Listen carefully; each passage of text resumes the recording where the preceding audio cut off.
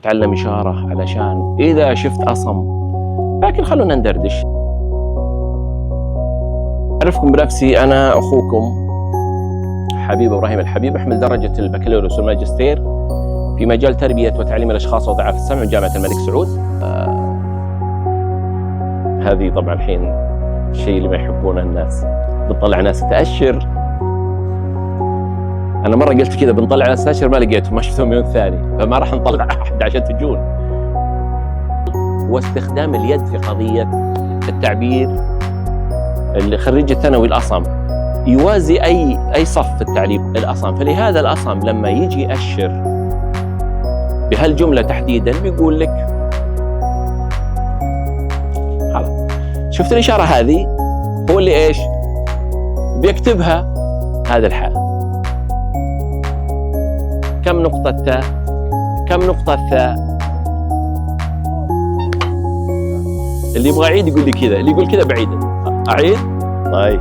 ضاد نفتح الإبهام، ضاد اختصاء، صاد ضاد. هذه يسمونها همزة نبرة، زي عائشة، فائدة، رائد. وعندنا نشاط سريع كذا ورقي، عشان قلت اسمك ثاني مرة اضبطي الواو. سم ولا كذا عديه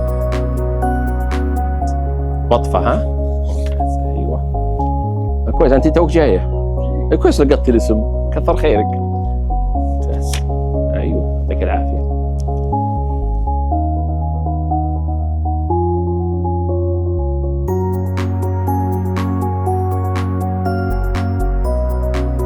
هي نفس هذه اللي داخل.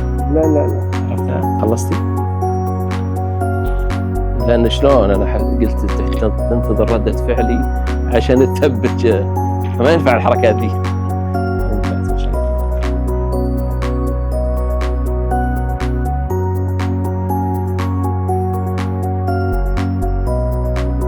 غين 3 9 106 106. خبر، هذه إشارة الخبر. وفي ناس قالوا أيضا التخرج عطوها إشارة القبعة اللي يلبسونها هذولي، لكن هي اعتمدت بهذا الشكل.